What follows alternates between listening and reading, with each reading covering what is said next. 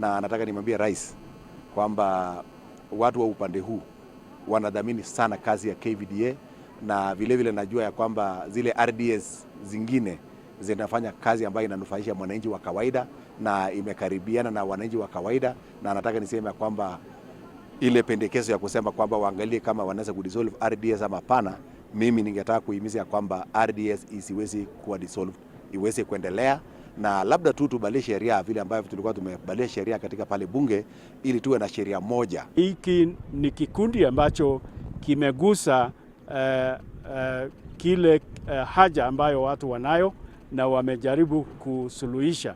Sasa inaposemekana ya kwamba hawataendelea, ni kusema yale tunayaona, yale tunayajua sasa hayataweza kuendelea, na kwa hivyo tutabaki tukirudi katika hali mbaya ambayo tulikuwa nayo. Na kwa hivyo naomba serikali, hasa president wetu William Ruto aweze kuangalia hiyo kitu kwa makini, kwa sababu KVDA ukiangalia ile act katika parliament ya 1978 katika constitution yetu ya 2010